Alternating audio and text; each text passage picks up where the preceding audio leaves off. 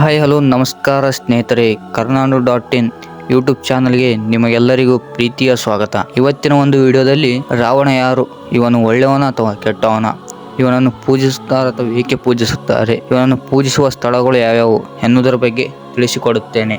ರಾವಣನನ್ನು ಪೂಜಿಸುವ ಪ್ರದೇಶಗಳು: ಮಂದಸರ್ ಮಧ್ಯಪ್ರದೇಶ, ಕಿಸ್ರಾಕ್ ಉತ್ತರ ಪ್ರದೇಶ, ಗಡ್ಚಿರೋಲಿ ಮಹಾರಾಷ್ಟ್ರ, ಕಾಗ್ರಾ ಹಿಮಾಚಲ ಪ್ರದೇಶ, ಮಂಡ್ಯ ಮತ್ತು ಕೋಲಾರ್ ಕರ್ನಾಟಕ, ಜೋಧಪುರ್ ರಾಜಸ್ಥಾನ್. ಮೊದಲನೆಯದು ಮಂದಸೌರ್ ಮಧ್ಯಪ್ರದೇಶ, ರಾಜಸ್ಥಾನದ ಗಡಿಯಲ್ಲಿದೆ. ರಾಮಾಯಣದ ಪ್ರಕಾರ ಮಂದಸೌರ್ ರಾವಣನ ಪತ್ನಿ ಅಂದರೆ ಮಂಡೋದರಿಯ ಪೂರ್ವಜರ ಮನೆಯಾಗಿತ್ತು. ಆದ್ದರಿಂದ ಮಂದಸೌರ್ನ ಜನರು ರಾವಣನನ್ನು ತಮ್ಮ ಅಳಿಯನೆಂದು ಪರಿಗಣಿಸಿದರು. ಆದ್ದರಿಂದ ರಾವಣನಲ್ಲಿ ಒಬ್ಬ ಅನ್ಯೋನ್ಯ ವಿದ್ವಾಂಸ ಮತ್ತು ಶಿವನ ಭಕ್ತ ಎಂದು ಪೂಜಿಸುತ್ತಾರೆ. ಮಂದಸರ್ನಲ್ಲಿ 35 ಅಡಿ ಎತ್ತರದ ರಾವಣನ ಪ್ರತಿಭೆ ಇದೆ. ದಸರಾದಂದು ಗ್ರಾಮದ ಜನರು ರಾವಣನ ಸಾವಿಗೆ ಶಂಕಿಸುತ್ತಾರೆ ಮತ್ತು ಪ್ರಾರ್ಥನೆ ಮಾಡುತ್ತಾರೆ. ಬಿಸ್ರಾಕ್ ಉತ್ತರ ಪ್ರದೇಶ, ಬಿಸ್ರಾಕ್ ತನ್ನ ಹೆಸರನ್ನು ರಾಕ್ಷಸ ರಾಜ ರಾವಣನ ತಂದೆ ಈಶ್ವರ ಋಷಿಯಿಂದ ಪಡೆದುಕೊಂಡಿದೆ. ರಾವಣನು ಬಿಸ್ರಾಕ್ನಲ್ಲಿ ಹುಟ್ಟಿದನು. ಬಿಸ್ರಾಕ್ನಲ್ಲಿ ರಾವಣನನ್ನು ಮಹಾಬ್ರಾಹ್ಮಣ ಎಂದು ಹೇಳಲಾಗುತ್ತದೆ.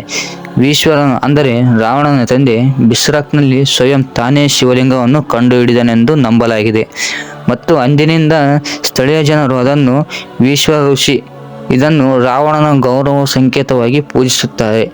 ಬಿಸ್ರಾಕ್ನಲ್ಲಿ ನವರಾತ್ರಿ ಹಬ್ಬದ ಸಮಯದಲ್ಲಿ ಜನರು ರಾವಣನ ಸತ್ತ ಆತ್ಮಕ್ಕೆ ಯಜ್ಞ ಹೋಮ ಮತ್ತು ಶಾಂತಿಯ ಪ್ರಾರ್ಥನೆಗಳನ್ನು ಮಾಡುತ್ತಾರೆ.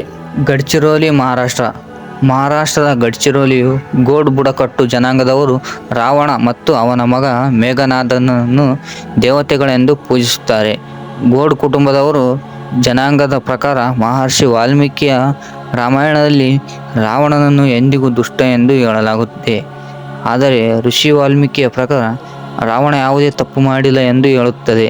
ಸೀತೆಯನ್ನು ಕೆಣಕಿಲ್ಲ ಎಂದು ಸ್ಪಷ್ಟವಾಗಿ ಹೇಳಲಾಗಿದೆ. ಆದರೆ ತುಳಸಿದಾಸರ ರಾಮಾಯಣದಲ್ಲಿ ರಾವಣನನ್ನು ಕ್ರೂರಿ ಮತ್ತು ದುಷ್ಟ ರಾಜ ಎಂದು ತೋರಿಸಲಾಗಿದೆ. ಕಾಗ್ರಾ ಹಿಮಾಚಲ ಪ್ರದೇಶ, ಹಿಮಾಚಲ ಪ್ರದೇಶದ ಕಾಗ್ರಾ ಎಂಬ ಸುಂದರ ಜಿಲ್ಲೆಯ ಸಹ ರಾವಣನ ದಹನ ಆಚರಣೆಯನ್ನು ಆಚರಿಸುವುದಿಲ್ಲ. ಪುರಾಣದ ಪ್ರಕಾರ ರಾವಣನು ಕಾಗ್ರಾದ ಬೈಜನಾಥನಲ್ಲಿ ತನ್ನ ಭಕ್ತಿ ಮತ್ತು ತೃಪ್ತಿಯಿಂದ ಶಿವನನ್ನು ಸಂತೋಷಪಡಿಸಿದನೆಂದು ಹೇಳಲಾಗುತ್ತದೆ. ಶಿವನು ರಾವಣನಿಗೆ ಇಲ್ಲಿ ಆಶೀರ್ವಾದ ಮಾಡಿದನೆಂದು ನಂಬಲಾಗಿದೆ.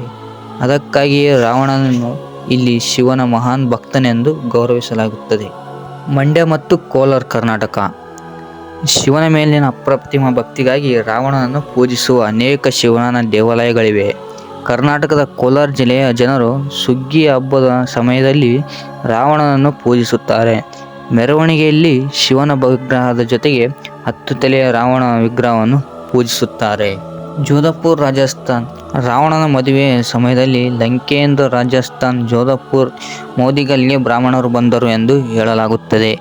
ಮಂಡೋದರಿ ಮತ್ತು ರಾವಣನ ಕಿಂಚಾನ್ವರಿಯಲ್ಲಿ ಮದುವೆಯಾದರು.